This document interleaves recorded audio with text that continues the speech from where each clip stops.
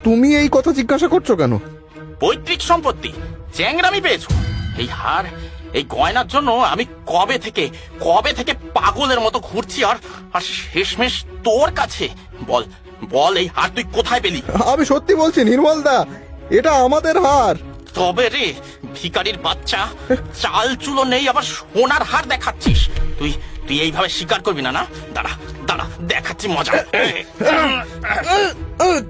আরে আরে, এরা কি করছো? অমল অমল, ও যা জানতে চাইছে বলে দে না বাবা।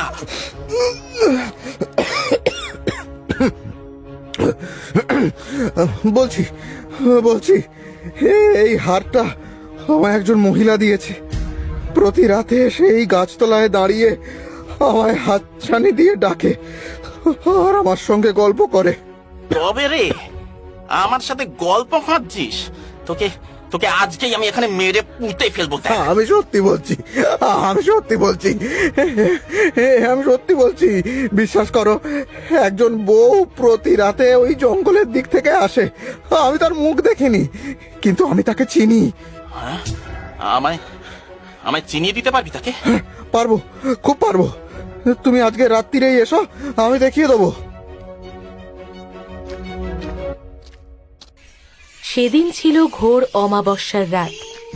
অন্ধকার গাঢ় হতেই নির্মল অমলের কাছে চলে এলো। অমলও তৈরি হয়েই ছিল। দুজনে মিলে জঙ্গলের দিকে চলল। ঘুটঘুটে অন্ধকারে ভালো করে পথ দেখা যায় না। কিছু দূর যেতেই অমল দেখল সেই গাছের তলায় লাল শাড়ি পরে বউটা দাঁড়িয়ে আছে। সে উত্তেজিত হয়ে বলে উঠল, ওই তো সেই মহিলা। ওই দেখো নির্মলদা। এই সেই মহিলা যার কাছে আমার সোনা রয়েছে। এই শোন শোন বলছি, এই দাঁড়া দাঁড়া বলছি, পালাচ্ছিস কেন? একবার তোকে পেলে দেখ না আমি কি করি। আরে তুমি ওকে ভয় দেখাচ্ছ কেন নির্মলদা? ও তো খারাপ কিছুই করেনি। আমি আমি তোকে এটা কোথায় এলাম? এটা তো এটা তো সেই জায়গা যেখানে তুই আমাকে হত্যা করে ফেলে দিয়েছিলি।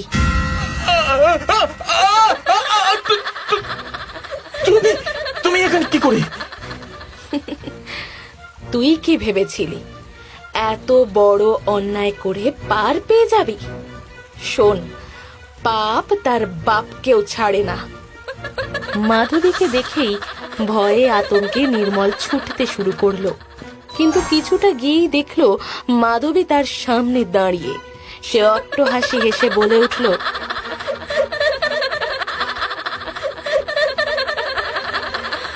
কোথায় পালাবি নির্মল সাহা? আজকে তোর নিস্তার নেই। আমায় ছেড়ে দাও, আমায় ছেড়ে দাও, আমি ভুল করে ফেলেছি। সত্যি বলছি, ক্ষমা করে দাও, ক্ষমা করে দাও। ঠিক এইভাবেই আমি তোর সামনে ভিক্ষা চেয়েছিলাম। আর আর তুই কি করেছিলি?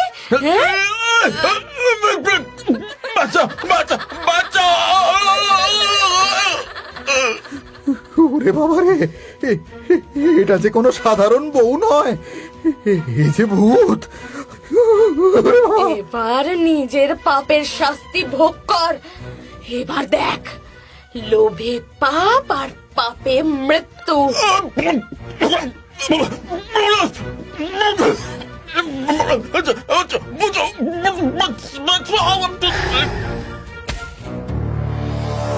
মাধবীর এই রূপ আর নির্মলের পরিণতি দেখে অমলের শির দাঁড়াবে ঠান্ডা স্রোত নেমে গেল। এবার সে ভয়ে আতঙ্কে সেখান থেকে পালাতে যাবে, তখনই শুনতে পেল, দাঁড়াও, তুমি পালিয়ে যাচ্ছ কেন? আমি কিছু করিনি, আমি সত্যি বলছি, আমি কিচ্ছু জানি না। আমি তো জানি তুমি কতটা সৎ আর সরল, কিন্তু আজকের দিনে কি এতটা সৎ হলে চলে? একটু স্বার্থপর হতে হয়। কিন্তু তোমার সাথে কি কি হয়েছিল? এই নির্মল কি তোমায়? হ্যাঁ, আমি আমার বাবা মায়ের একমাত্র মেয়ে ছিলাম। বড় কষ্টে নিজের সঞ্চয় সব নিঃশেষ করে আমার বাবা আমার বিয়ে দিয়েছিল নির্মলের সাথে। কত স্বপ্ন, কত আশা নিয়ে সংসার করতে এলাম, কিন্তু বিয়ের পরেই ঘোর কাটলো। এই নাও তোমার চা। চাটা পরে হবে, আগে বলো বাবাকে বললে টাকা পাঠাতে? না, বাবা বিয়েতে নিজের সব জমানো টাকা খরচ করে গয়না দিয়েছেন। বাবার পক্ষে আর সম্ভব নয়। কি বললি? সম্ভব নয়? সম্ভব করতে হবে। তোকে আমি বসিয়ে বসিয়ে খাওয়াবো বুঝি?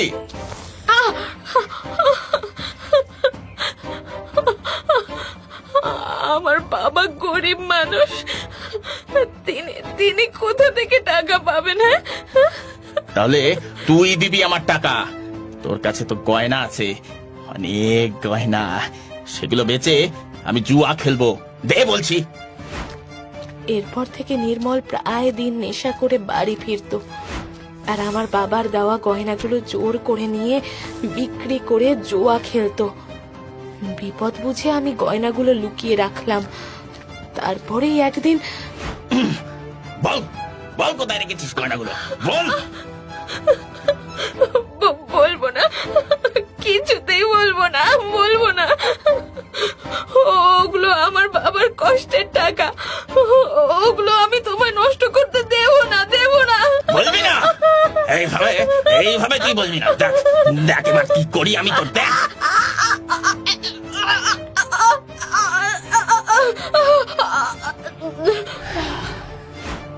আমাকে মেরে গলায় পাথর বেঁধে পুকুরে ফেলে দিয়েছিল। এরপরও পাগলের মতো খুঁজেছে সারা বাড়ি, কিন্তু ওই সোনা কোথাও খুঁজে পায়নি, আর কোনোদিন পাবেও না। বিশ্বাস করো, আমরা কোনোদিন ভাবিনি নির্মল এতটা খারাপ মানুষ। যদি জানতাম ওর বাড়িতে কিছুতেই আসতাম না। তা কেন? তুমি এখানে এসেছো বলেই তো আমার প্রতিশোধ চরিতার্থ করতে পারলাম। ওই শয়তানটাকে উচিত শাস্তি দিতে পারলাম। আর এবার আমার সোনার গয়নাগুলো সুরক্ষিত হাতে যাবে। তার মানে? তোমরা যেখানে আছো সেই বাড়ির উঠোনের তুলসী মঞ্চের নিচেই পুঁতে রাখা রয়েছে ওই গয়না, যেগুলো আমি তোমায় দিলাম। তুমি ওগুলো দিয়ে নতুন করে জীবন শুরু করতে পারবে। আমায় আমায় দিচ্ছ? হ্যাঁ, তোমার মতো ভালো মানুষ সত্যি খুব কম হয়। তবে একটি নিবেদন আছে তোমার কাছে। হ্যাঁ, কি বলো? ওই পুকুরের নিচে আজও আমার মৃতদেহ রয়েছে। তুমি সেটাকে দাহ করে সৎকার করো, তাহলেই আমার আত্মা মুক্তি পাবে।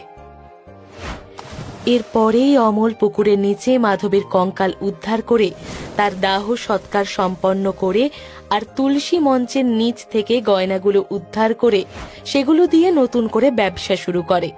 অমলদের অবস্থা ফিরে যায়, আর কোনোদিন সে মাধবীকে দেখতে পায়নি।